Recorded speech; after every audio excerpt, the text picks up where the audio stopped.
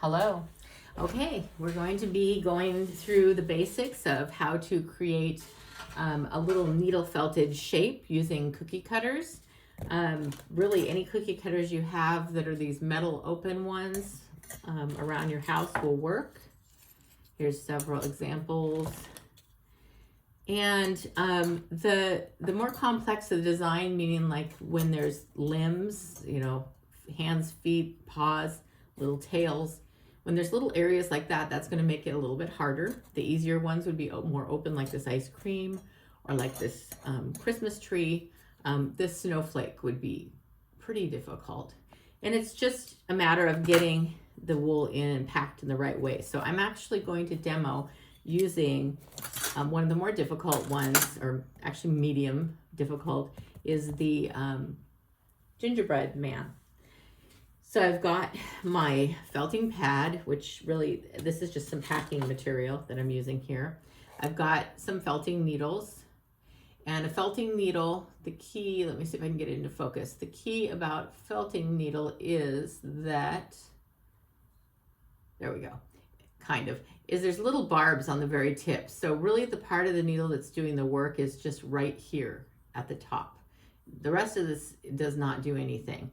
So when I poke, I'm going through the wool, and I'm just letting that tip go into my felting pad, just a little, so that I hear it. Not all the way. This type of thing, you know, going all the way down in is not going to do any good, and it's probably going to bend your needle. I have 3 different gauges here. I am using my largest one is a 36 gauge star, and I use that for the beginning. And then my medium one is a 38 gauge star. And then I have a small, which is a 40 gauge spiral twist. So I like to use small, medium, and large sizes. The largest for just packing the wool at first, the medium will pack it a little bit tighter, and the small is really to finish and get a nice, get the fuzzies off of the nice smooth form on your needle felting. So the other thing that I have that might be helpful is a little pair of scissors, and I have just a regular awl. And I've taken a business card and folded it in half, and that, I'll show you later what we need to do with that. But those are the supplies that I have on hand other than my wool. Today, I am using carded wool, so that's the more fuzzy, the fibers are like that. That is different than, here, let me pull off some of this, than some of the tops that you get that they run, see this is running all one way, the fibers. I don't use this for the molded cookie cutter molds. It doesn't work as good. So go with the carded wool instead of the tops. So I'm just gonna take a bunch of fluff. I'm gonna start pushing it into my mold, into my cookie cutter, and it's quite a bit. And the key here is trying to get it to go into those little areas, the little hands and legs. That's where it's not going to want to go. I'm going to take my awl and just kind of squish it down a little bit. Once we start putting the needle in it, it'll start going down, and then I can always add more wool once I can see where this is setting. Okay, so I'm going to go ahead and give it a start. Here's my large needle, and when you're beginning, I would highly suggest you wear some leather finger protectors on the fingers that you're using to hold the mold, so that if you poke, you're not going to poke your own fingers. So I'm going to start by poking down the wool into the form, and I like to concentrate on these extremities first to make sure that my wool is going to reach all the way to the edges and get those arms and legs. So once I've done that and gotten it poked down in, then I can add a little bit more. And I'll just start with the foot down here and get it in there first. And I am moving the wool around a little bit with my needle. That's a little tricky because you can do this, but if I'm poking and pulling at the same time, that's when you're gonna break a needle. So always make sure when I go to poke, my needle is stable and just going straight in. I'm not pulling any longer when I'm poking. You learn that the hard way by breaking needles. If you don't get the idea at the beginning, you'll get it later because it gets expensive. So again, I'm pulling some wool over, but when I poke, I want to be going straight down in. I don't want to be doing a pull and poke at the same time. Okay. So I filled up those legs. I might want to fill up the arms to hands just a little bit. So I'm just taking these little tufts and I'm working them into these little areas. If you were doing a heart shape or that tree shape, you really wouldn't have to do much of this. This is what makes this kind of an intermediate project, is those little hands and legs. But it's a good example. And maybe just a little bit more in the head because we don't want the head all sunken in since we added wool to the rest of it.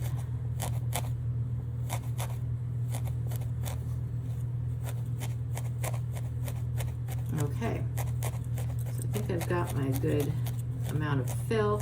So what I'm going to start doing is going around the edges.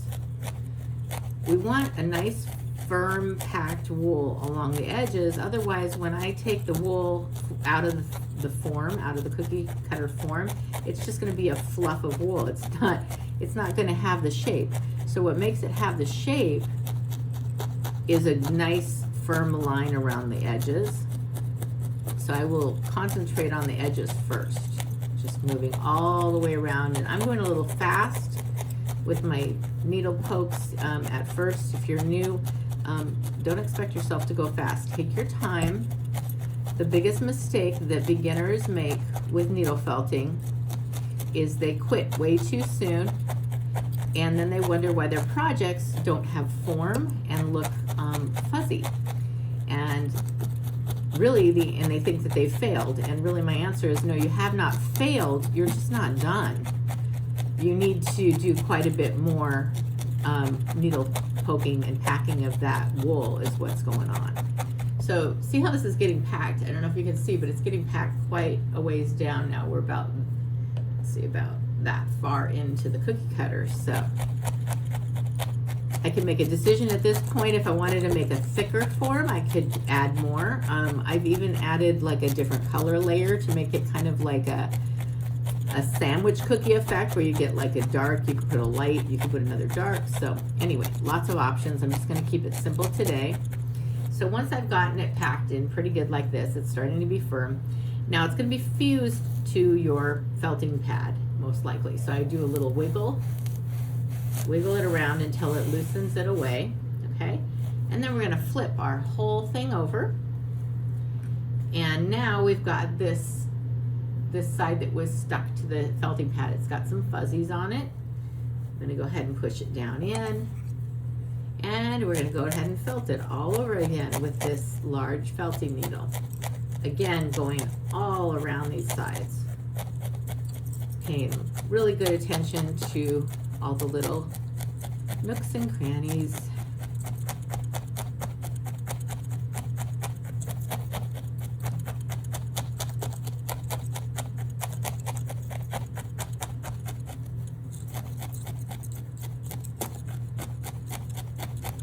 And when I push my needle into my pad, you can hear it just poke. I just poke it enough that I can hear it go into the felting pad. So it's through the wool and into the pad, but not all the way down the whole length of the needle. I don't need to do that, and that probably wouldn't even be good for the needle.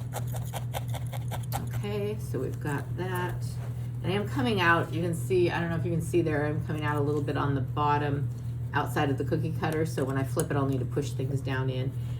So I'm gonna wiggle it and flip it, and we're gonna do it one more time on each side. This time I'm using the large needle, but I'm noticing it's really kind of got a lot of resistance to it. the wool is pretty packed. So I'm going to switch to my medium needle, which will pack it even further, and it's a smaller gauge, so it's going to go through easier.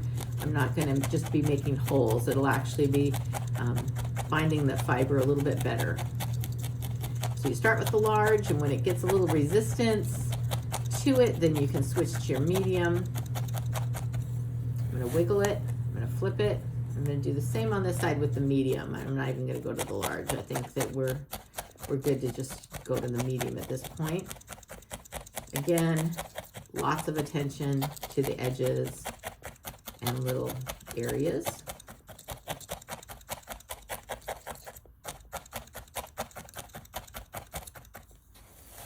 And now one more time, and this time I'm pretty much almost done. So what I'm going to do is I'm going to take my small needle, and I'm just going to poke the wool, like barely, not even going into the felting pad if I can help it, because I'm just trying to get rid of the fuzzies now at this point, and I don't want to create new fuzzies. So every time I go into that felting pad, I am creating new fuzzies.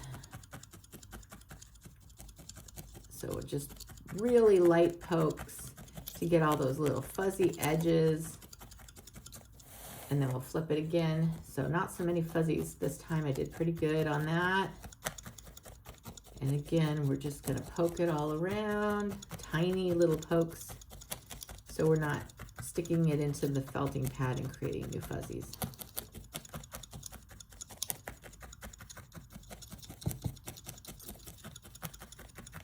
And this is looking pretty good. I could probably do it a little longer. But for the sake of demos, I think I can stop here, because when I take it out, you see that I do have nice leg, arm, head. It didn't turn into a fuzzy, fluffy ball. So now at this point, we do want to add some more definition to it. This is what I use this folded business card. So I sandwich the form in between, holding it like that. I go back to my large needle, and now I want to needle on the sides, especially where, like here in the armpit, I want to make sure there's definition between the arm and the leg and the head and the arm. So I'm going to poke in those little areas to make sure that it's nice and clean. Definition also here between the legs. Make sure that it's got good shape. Over here, we can go underneath this arm. It's a little bit of an awkward camera angle for me, so hopefully I won't stick myself. Trying to keep it so that you can see what I'm doing. Okay, that's pretty good as far as definition goes. We still could do a little bit more around the edges. I'm going to take my small needle and just go around all the edges, just to get rid of some fuzzy little fuzzies, make my edges a little bit better. So this is how you do your edges. The easiest way for me is to do them inside the card, and then just poking around to get some cleaner edges. And if I don't use the card, then I'm holding it with my hands, and it's awkward. It's hard to get these little areas, and I'm more likely to poke my fingers. I'm going to give them some little, kind of like a feet definition here. Just a little more. There we go. And over here, the same thing. This is where you can kind of start veering from your cookie cutter shape if you want. If you're like, that doesn't quite enough definition there, you can start adding to the shape that you already have, making it better.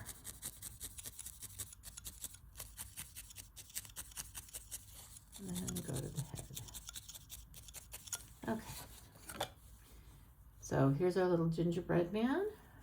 And you could just leave it like that, but it would be funner, I think, if we added some, a little bit of embellishment. So I think we should give them some little eyes, like little frosting eyes.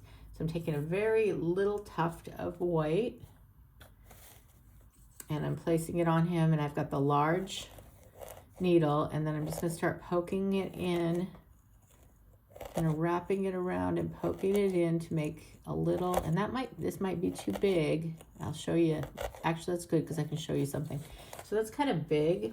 So if you make a mistake, you pull it back off. And now I know I need a much smaller little wisp. So not much at all, right? Much smaller wisp of wool to make that eye.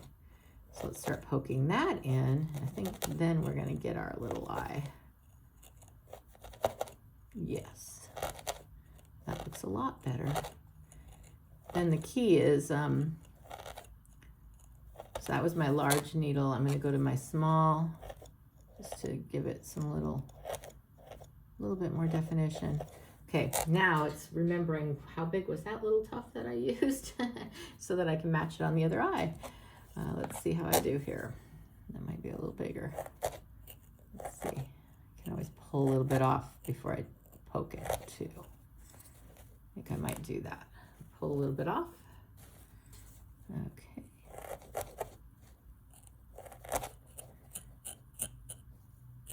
And what we're doing here, because a lot of times we're poking to the other side, it is going to poke through to the other side.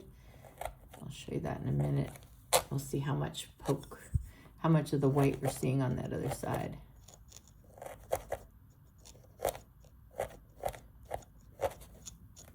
Little fuzzies.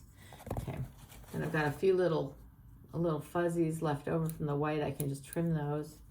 And not a whole lot on the back side. I've got just a little bit of white there. I can kind of trim that up. Okay, so there's my little eyes. And we'll do like a little smile. So you want a very small, start with a really small tuft of wool. And I'm just gonna kind of put the needle in the shape of the smile that I want, kind of guiding it around to make a little crescent shape, and then taking the rest of the wool and filling it in. And then if there's some left over that I haven't poked down in, I can trim that off once I get the smile I want. That's looking pretty good. Let's see here. So I'm going to go ahead. It's got some fuzzy white left over, so I'm just going to trim it up. There we go. We have our little smile, and then you could, of course, add buttons in the same way. You could add little cuffs. So, so basically, yeah, that's it. This is how you can make your little forms out of cookie cutters. And then you can use, if you want to hang them or make an ornament out of them, you can take your awl and poke that through and make a hole. A lot of times I'll use the awl, but then I actually also, let me grab a skewer. I like to have the wooden skewers like you use for kebabs. Those work really good to make the holes. Once you've done the awl hole, then you can make a little bit bigger with a skewer. And then that's where you can put little loops or put your thread through to hang your ornament. So I hope that that was a helpful tutorial for you. And let me know if you have any questions. Happy felting.